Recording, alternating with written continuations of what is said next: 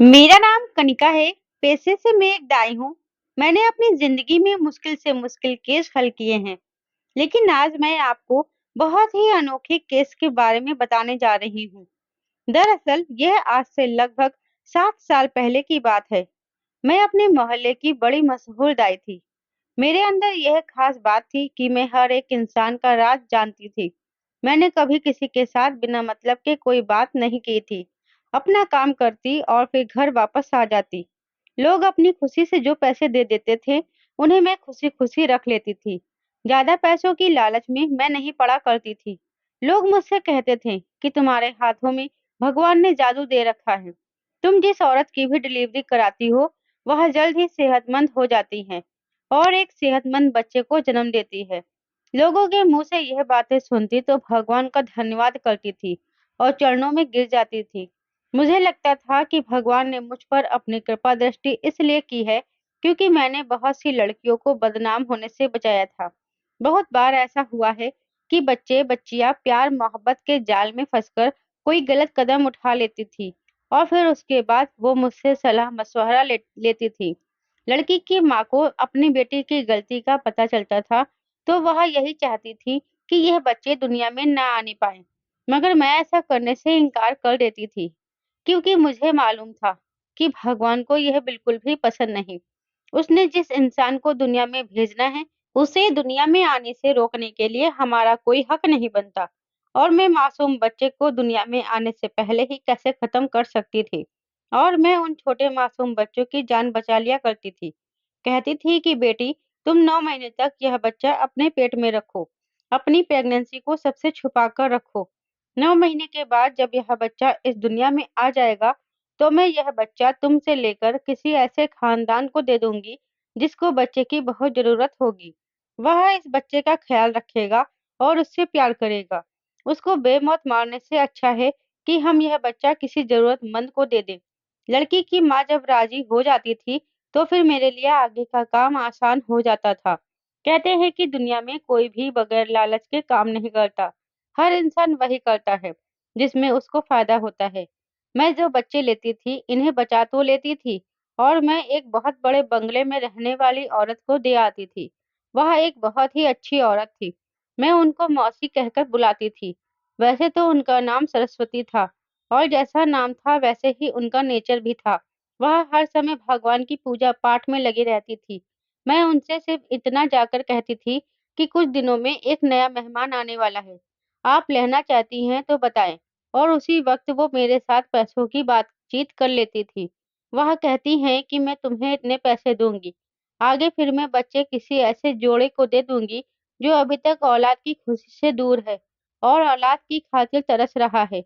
एक दिन मैंने उस औरत से पूछा कि आप इतना सब क्यों करती हैं? आप मुझे पैसे दे देती हैं, मगर आगे बच्चा फ्री में किसी को दे देती हैं। तो वह औरत मुस्कुरा दी और कहने लगी, मैंने तो दुनिया को परख लिया है। मैंने अपनी उम्र में हर खुशी देख ली है। मेरे पास भगवान का दिया सब कुछ है। मैंने अपनी ज़िंदगी को पूरा एन्जॉय के साथ जिया है। अब मेरे मन में किसी तरह का कोई लालच नहीं है। अगर अब अच्छा काम करूँगी, तो भगवान को मेरा यह अच्छा काम पसंद आएगा और मरने के बाद मेरी यह अच्छाई मेरे काम आएगी। इसीलिए मैं यह अच्छाई करती हूँ। तुम देख रही हो ना, तुमने मेरे कहने पर कितने बच्चों को बचा लिया है। ये सारे अच्छे कर्म मेरे ही खाते में लिखे जाएँगे और जब किसी भी औलाद जोड़े को मैं बच्चा देती हूँ, तो वह मुझे कितनी दुआएँ देता है और उन दुआओं को सुनकर मैं बहुत खुश होती हूँ। उस औरत की बात सुनकर मैं दंग रह गई थी। मैं बोली, मैंने आप जैसी औरत आज तक अपनी ज़िंदगी में नहीं देखी। आप बहुत ही अच्छी हैं। मौसी कहने लगी, तुम बेकार में मेरी तारीफ़ मत करो। मैं यह सब दुनिया की तारीफ़ें बटोरने के लिए नहीं करती। मुझे तो बस अपने भगवान को खुश करना है। उस औरत की बात सुनकर मैं मुस्कुराई थी और बोली, आप तो भगवान को खुश कर रही हैं और मुझे दुनिया के फ़ायदे के लिए लगा रखा है। वह कहने लगी, तुम चिंता ना करो, तुम्हें भी इसका पुण्य ज़रूर मिलेगा। हम दोनों ही पुण्य के हकदार हैं। इस तरह का काम करते हुए पुण्य भी मिल रहा है और पैसा भी मिल रहा था। अब तक मैं लगभग 15 बच्चों को उस औरत को दे चुकी थी। यानी कि मैं 15 बच्चों की जान बचा चुकी थी। मैंने उन बच्चों का राज रखा था। जिन लड़कियों से गलती हो गई थी, वह सब मेरी इज़्ज़त करती थी कि मैंने उनकी बदनामी होने से बचा लिया था। अब तो ऐसा होने लगा था कि लोग मुझे दूर-दूर से बुलाने आते थे और मुझे बहुत सारे पैसे भी देते थे। धीरे-धीरे मेरे घर के हालात अच्छे होते जा रहे थे। मैं एक विधवा औरत हूँ, जिसके ऊपर जवान बेटी का बोझ है। मैं उसे डॉक्टर बनाना चाहती थी, लेकिन मेरे पास पैसा नहीं था। सच कहूँ तो हमारा गुज़ारा बड़ी मुश्किल से होता था। अब मेरे पास ज़्यादा पैसे जमा होने लगे थे, तो मुझे उम्मीद लग गई थी कि मैंने अपनी बेटी के लिए जो सपना देखा है, उसे एक ना एक दिन ज़रूर पूरा करूँगी। दिन हो या रात, मैं हर समय अपने काम में लगी रहती थी। और एक रात मेरे साथ बहुत ही अजीब हादसा हुआ था। लगभग 12 बजे हमारे घर के दरवाजे पर किसी ने दस्तक दी थी। मैंने दरवाज़ा खोला तो लगभग 8 साल की मासूम सी बच्ची खड़ी थी। मुझे देखकर कहने लगी कि आपका नाम कनिका दाई है? मैंने जल्दी से हाँ में सर हिला दिया। वह कहने लगी, आप मेरे साथ चलें, मुझे आपकी बहुत ज़रूरत है। मैं हैरान रह गई थी। मैं बोली, बेटा क्या समस्या है?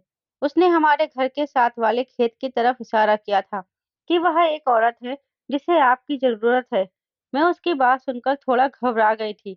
मैं बोली, किसको मेरी ज़रूरत है? वह कहने लगी, एक औरत को, वो वहाँ है। उसने फिर खेत की तरफ इशारा किया। मैंने फिर पूछा, क्या वह औरत तुम्हारी माँ है?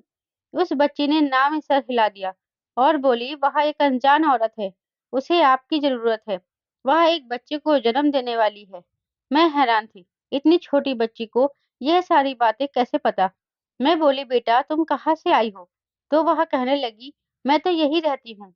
उस बच्ची की बातें सुनकर मैं घबरा गई थी, क्योंकि मैं इस मोहल्ले में पिछले 15 सालों से रह रही थी और मैंने तो ऐसी कोई बच्ची अपने मोहल्ले में नहीं देखी थी और ना ही हमारे घर के पास वाले खेत में कोई औरत रहती थी। मैं बोली, तुम किसके साथ आई हो यहाँ पर?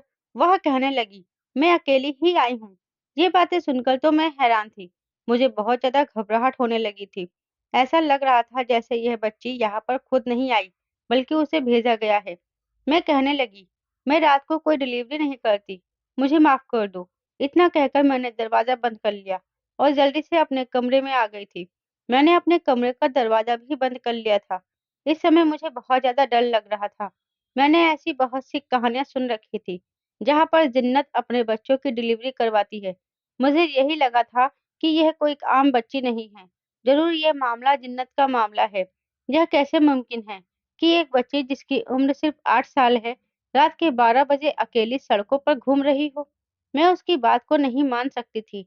मैंने भगवान को याद करना शुरू कर दिया और ऐसे ही बैठे-बैठे रात गुजर गई थी।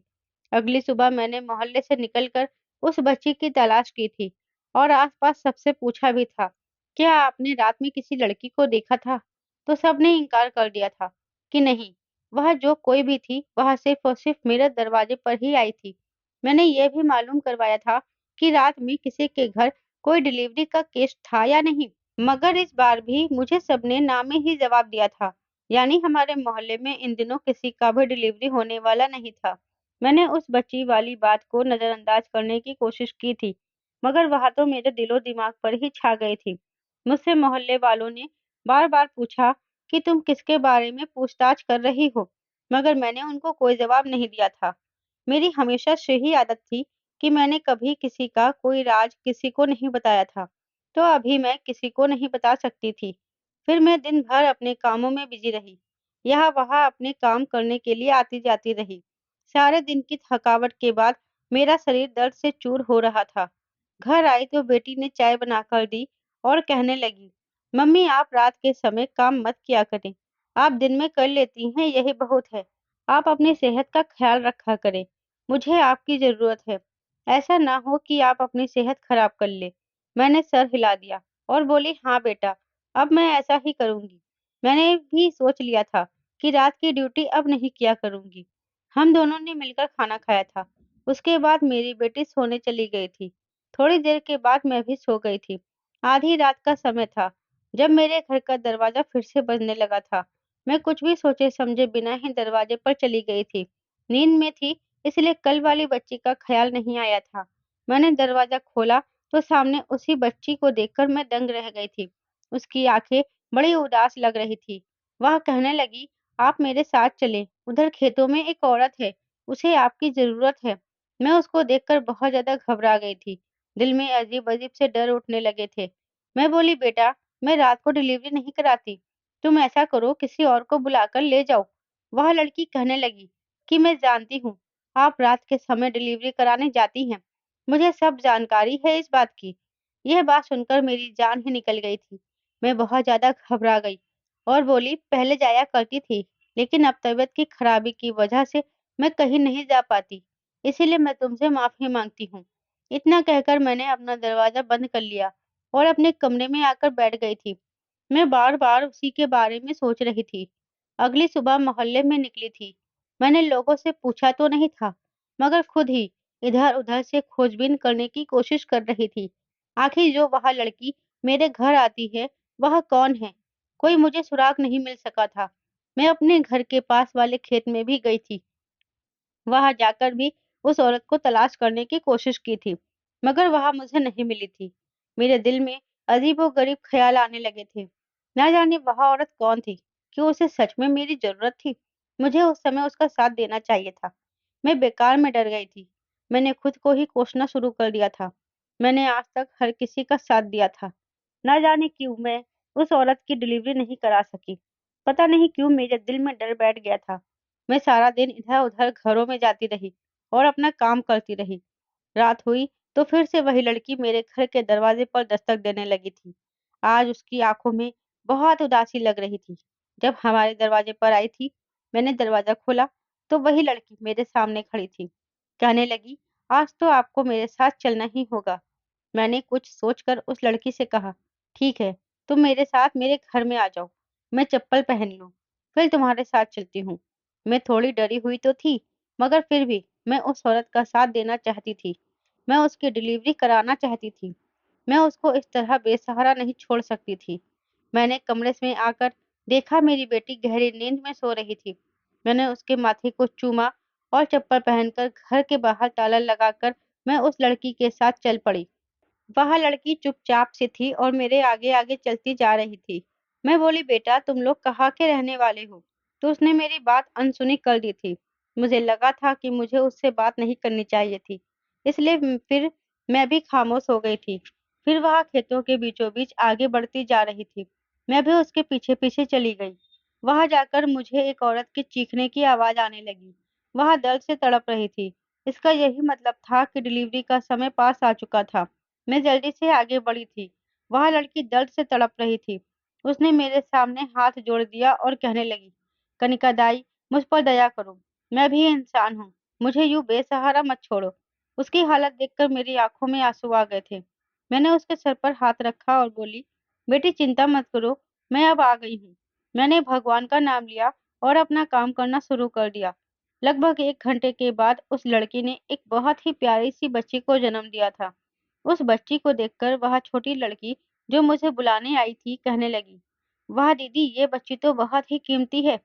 ये सुनकर वह लड़की उठकर बैठी थी। उसकी आंखों में आंसू ही आंसू थे। उसने मेरे सामने हाथ जोड़ दिया और कहने लगी, भगवान के लिए आप मेरी बच्ची को अपने साथ ले जाएं, नहीं तो वह लोग इसे बेच देंगे। इसे जिल्लत भरी जिंदगी गुजारने पर मजबूर मत करें। मैं उसका अच्छा फ्यूचर चाहती हूँ। मुझे मालूम है कि आप एक अच्छी औरत हैं, इसलिए मैंने आपसे अपना डिलीवरी करवाया है। मैं बोली, बेटा, तुम्हारा क्या नाम है और कहाँ की रहने वाली हो? वह कहने लगी, मेरा नाम रोशनी है और मैं यहाँ से बहुत दूर रहती हूँ। बस अब आप मुझसे और भी ज़्यादा सवाल जवाब मत करें। मेरी बच्ची को सँभालें। मैं बोली, ठीक है, मैं तुम्हारी बच्ची का ख़्याल तो रखूँगी, मगर ये ना हो कुछ समय के बाद तुम आकर मुझसे अपनी बेटी के बारे में सवाल जवाब करना शुरू कर दो। वह कहने लगी, नहीं, नहीं, बल्कि आज मैंने आपको अपनी बेटी आपके हवाले कर दी है। अब मैं कभी भी इसके बारे में आपसे सवाल जवाब नहीं करूँगी। मैं अपनी बच्ची को उसके अच्छे फ्यूचर के लिए भूल जाऊँगी। मैं सोच लूँगी कि मैंने किसी बच्चे को जन्म ही नहीं दिया है। ऐसा कहकर उस लड़की ने अपनी बच्ची के सिर पर हाथ फेरा और फिर उसके माथे को चूमते हुए बोली, इसका ख्याल रखना। मैंने वह बच्ची उसकी गोद से ले ली। उस लड़की के सर पर हाथ फेर कर कहा, आप अपना ख्याल रखना। वह लड़की बोली, आप मेरी चिंता मत करें। बस आप मेरी बच्ची को लेकर यहाँ से जल्द चली जाएँ। मैंने उसकी बात मान ली थी। जैसे ही मैं आगे बढ़ने लगी, तो मुझे ऐसा महसूस हुआ जैसे जमीन की खुदाई हो रही हो। मुझे यह बात बहुत ही अजीब लगी थी। मैंने पीछे मुड़कर देखा तो वह औरत जिसका मैंने अभी-अभी केस किया था, वह जमीन को खोदकर एक छोटा-सा गड्ढा बना रही थी। यह बात मुझे बहुत परेशान कर रही थी कि आखिर वह लड़की गड्ढा क्यों खोद रही है। जब मैंने उससे इस बारे में पूछा, तो वह कहने लगी थी, "ये मेरी बच्ची की कब्र है। मैं किसी को भी अपनी बेटी के बारे में नहीं बताऊँगी। अगर कोई मुझसे पूछने आएगा कि आपका बच्चा कहाँ है, तो मैं कह दूँगी कि वह पैदा होते ही मर गई है।" फिर वह लड़की कहने लगी, "बस आप मेरी बच्ची का नाम रिया रखना, क्योंकि मैंने पहले से ही सोच लिया था कि मैं अपनी बेटी का नाम रिया रखूँगी।" मुझे उस समय उस लड़की पर बहुत दया आई थी।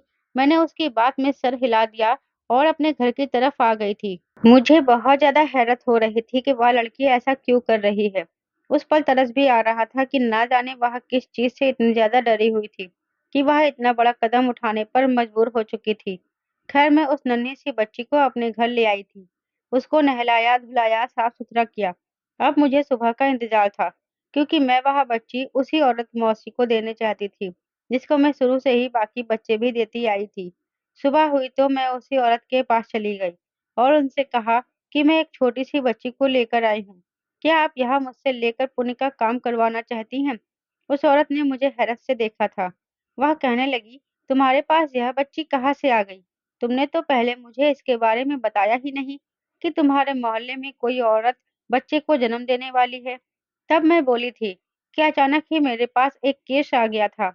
इस बच्चे की माँ ने मुझसे कहा कि मेरी बेटी को आप ले जाएँ, ये मेरे पास सुरक्षित नहीं है, आपके पास सुरक्षित रहेगी। और तब मुझे आपका ख़्याल आया था, क्योंकि आपसे ज़्यादा सुरक्षित ठिकाना मेरी नज़र में कोई और था ही नहीं। मेरी बात सुनकर मौसी मुस्कुरा दी थी और कहने लगी, तुम इस लड़की को बिल्कुल सही जगह पर लेकर आई हो। फिर उसने मुझे पैसा दिया और फिर रिया को मुझसे ले लिया। मैं बहुत खुश थी। मैंने वापस जाते समय उस बच्चे के माथे को चूमा था। मेरे दिल में यही ख़्याल था कि ये प्यार मैं उसकी माँ की तरफ से उस बच्ची को दे रही हूँ, जो उसे गले से लगाकर प्यार भी नहीं कर सकती थी। इस दुनिया में यह सब कुछ आम हो गया है। इंसान मजबूरी के हाथ न जाने क्या कुछ कर लेता है। खैर मैं घर चली आई थी। मेरी बेटी भी कॉलेज गई हुई थी। मैं आराम करने लगी। आज सारा दिन कोई केस नहीं था। रात होते ही मैं जल्दी सो गई थी और फिर रात को मैंने सपने में रिया को देखा था। सपने के पहले हिस्से में तो रिया बच्ची ही थी, मगर फिर धीरे-धीरे वह बड़ी होती चली गई, यहाँ तक कि वह बोलने लगी थी और मुझसे कहने लगी, आपने मेरे साथ अच्छा नहीं किया। मेरी माँ ने तो आप पर भरोसा करके मुझे खुद से अलग कर दिया था कि आप मुझे एक अच्छा फ्यूचर देंगी, मगर आपने मेरा ख़्याल नहीं किया। अभी भी समय है, मुझे ज़ालिमों के शिकंजे से बचा लें। यह सपना देखते ही मैं हड़बड़ाकर उठ बैठी थी। मेरा पूरा शरीर पसीने से भीग चुका था। मैंने पहले तो कभी ऐसा सपना नहीं देखा था। ना जाने आज यहाँ सब कुछ क्या हुआ था। मैं तो पहले भी बहुत सी लड़कियाँ मौसी के पास छोड़कर आई थी। मैं सोचने लगी थी कि कहीं रोशनी की अमानत को मैंने कहीं गलत हाथों में तो नहीं सौंप दिया। उसने तो मुझे अपनी बच्ची इसलिए दी थी कि मैं उसकी परवरिश करती, जबकि मैं तो उसे अपने लालच के चलते किसी और को दे चुकी थी। मैंने उसे किसी गलत जगह पर तो नहीं पहुँचा दिया। मैंने तो उसे उस औरत के हवाले किया था और बहुत ही अच्छी औरत थी। हर वक़्त भगवान को याद करती रहती थी, उसका नाम जपती रहती थी और वह तो यह सब पुण्य कमाने के लिए कर रही थी। मैं सारा दिन यही सब कुछ सोचकर परेशान होती रही। फिर मैंने सर झटका, मैंने सोचा यह सपना मुझे बस ऐसे ही आ गया होगा। आज का पूरा दिन मेरे लिए बहुत ही बिज़ी था। कई घरों में जाना पड़ा था, आराम करने का बिल्कुल भी समय नहीं मिला था। रात होते ही मैं सोने के लिए लेट गई थी। मैं बड़ी गहरी नींद में सोई हुई थी, जब मुझे फिर से रिया सपने में नज़र आई थी। वह एक बार फिर से मुझे दिखाई दे रही थी और वह रो रही थी, तड़प रही थी और मुझसे विनती कर रही थी कि भगवान के लिए मुझे ज़ालिमों के शिकंजे से बचा ले। यह सपना दोबारा दिखने के बाद मैं बहुत ज़्यादा परेशान हो चुकी थी। मुझे समय नहीं मिल रहा था कि अब मुझे क्या करना चाहिए। खैर मैंने सोच लिया था कि मैं सुबह-सुबह उसी औरत के घर जाकर उस बच्ची के बारे में जानकारी हासिल करूँगी और सुबह होते ही सबसे पहले मैंने अपने सारे कामकाज छोड़कर उस औरत मौसी के घर चली गई थी। वहाँ मुझे देखकर मुस्कुराई और कहने लगी, "खैरियत तो है कनिका, तुम इतनी सुबह-सुबह मेरे घर कैसे आ गई हो? क्या मेरे लिए कोई और खुशखबरी लाई हो?" मैंने ना में सर हिला दिया। और बोली, दरअसल मैं आपसे रिया के बारे में पूछने के लिए आई हूँ। वह बच्ची कैसी है और इस समय कहाँ है? मौसी मुस्कुराई और कहने लगी, चिंता ना करो, वह बिल्कुल ठीक है। इस वक्त वह बहुत ही सुरक्षित हाथों में है। दरअसल बहुत लंबे समय से मेरी नज़र में एक बे-औलाद जोड़ा था। मैंने वह बच्ची उन्हें दे दी है। वह जोड़ा बहुत ही दुआएँ दे रहा था। मुझे विश्वास है कि हमारे इस काम से भगवान खुश होगा। मैं बोली, आपने यह तो बहुत ही अच्छा काम किया, मगर मैं एक बार रिया से मिलना चाहती हूँ। मौसी मेरी तरफ हैरत से देख रही थी। वह कहने लगी, आज तक तुमने मुझे ना जाने कितने बच्चे दिए हैं, मगर कभी ऐसा नहीं किया। आज तुम्हें क्या हो गया है कि तुम 2 दिन के बाद ही मेरे पास चली आई हो? मैंने कहा, रिया की माँ बहुत मजबूर थी। वह अपनी बच्ची को खुद से जुदा नहीं करना चाहती थी। बस इसीलिए मुझे रह रहकर उसका ख्याल आता है। एक बार उसे अपनी नज़रों से देख लूँगी, तो मुझे तसल्ली हो जाएगी। मेरी यह बात सुनकर वह औरत के माथे पर बल पड़ गए थे। वह कहने लगी, तुम्हारा क्या मतलब है? क्या मेरे पास बच्ची सुरक्षित नहीं है? मैंने आगे सुरक्षित हाथों में सौंप दिया है। क्या तुम्हें इस बात का यकीन नहीं है? क्या तुम मुझ पर शक करने लगी हो? ऐसी बात है तो तुम मुझे मेरे पैसे वापस कर दो, मैं वह बच्ची तुम्हें मंगवा देती हूँ। यह बात सुनकर तो मैं घबरा ही गई थी। मैं बोली, नहीं मौसी, ऐसा तो कोई बात नहीं है। आप तो बेकार में ही नाराज़ हो गई। बस मैं तो एक नज़र उस बच्ची को देखना चाहती थी। आप प्लीज़ मेरी मुलाकात उस बच्ची से करवा दें। मेरी जिद देखकर वह मौसी कुछ सोचने लगी, फिर बोली, चलो ठीक है, मैं कुछ करती हूँ। मैं उस औरत को फ़ोन करके उसे घर पर ही बुला लूँगी और फिर तुम तसल्ली से रिया से मिल लेना। यह बात सुनकर मैं बहुत खुश हो गई थी। मौसी कहने लगी, तुम कल सुबह 10 बजे से आ जाना। मैं तुम्हारी मुलाकात उससे करवा दूँगी। मैंने हाँ में सर हिलाया और घर वापस आ गई थी। उसके बाद मुझे मोहल्ले के केस वगैरह देखने जाना था, तो सारा दिन मैं इसी में बिज़ी रही। मगर जैसे ही रात हुई, मुझे फिर से रिया सपने में नज़र आई थी। वह आज भी रो रही थी और कह रही थी, मुझे ज़ालिम लोगों से बचा लो। मैं बिल्कुल भी अच्छी जगह पर नहीं हूँ। ये बात भी मुझे परेशान कर रही थी। फिर मैंने सोचा कि सुबह मेरी मुलाकात रिया से हो ही जाएगी। सुबह 10 बजने से पहले ही मैं मौसी के घर चली गई थी। मेरे जाने के आधे घंटे के बाद एक औरत रिया को लेकर आई थी। कहने लगी, कनिका, मैं तो सुबह शाम दिन रात उठते बैठते आपके लिए दुआएं करती हूँ। आपकी बदौलत तो मुझे भगवान ने इतनी प्यारी सी बच्ची दी है। मेरा पति तो मुझे तलाक देने के लिए तैयार था, मगर अब हमने यह बच्ची अडॉप्ट कर ली है, तो मेरा पति मुझे नहीं छोड़ेगा। मैं आपको बहुत ही दुआएं देती हूँ। मुझे लगता है कि भगवान भी आपसे बहुत खुश होगा। मैंने उस औरत की बातें सुनी और मुस्कुराकर कहा कि आप इसका बहुत ही अच्छे से ख्याल रखना। वह कहने लगी, मैं इस बच्ची को अपनी जान से भी ज़्यादा ख्याल रखूँगी और उससे प्यार करूँगी। आप ख्याल रखने की बात तो बिल्कुल ही ना करें। मैं तो इसे अपनी आँखों का तारा बनाकर रखूँगी। मैंने मौसी से कहा कि अब मुझे तसल्ली हो गई है। यह बच्ची सच में अच्छी औरत के पास है। अब मैं जा रही हूँ। मौसी ने मुझे जाने की इजाज़त दे दी, तो मैं उनके घर से निकल आई थी। रास्ते में मुझे ख़्याल आया कि एक बार मुझे उस औरत का नंबर तो ले लेना चाहिए था, जिससे कि उस औरत से मैं रिया की खबर लेती रहूं। इसलिए उल्टे कदम वापस लौट गई थी। मौसी और वह औरत अभी हॉल में ही बैठे हुए थे, इसलिए मैं भी हॉल की तरफ बढ़ गई थी। तब मुझे उस औरत की आवाज आई थी, जिसने रिया को अडॉप्ट किया था। वह कहने लगी कि यह लड़की तो बहुत ही भाग्यवान है। कल ही हमारी एक वर्कर की गोद में इसे देकर मांगने के लिए भेजा था। आप विश्वास करें, वह लड़की 20,000 रुपए जमा करने में कामयाब हो गई थी।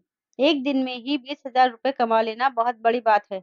मौसी हंसी थी और कहने लगी, तुम चिंता ना करो, मैं यूं ही दाई कनिका को पैसे का लालच देकर यह काम करवाती रहूंगी।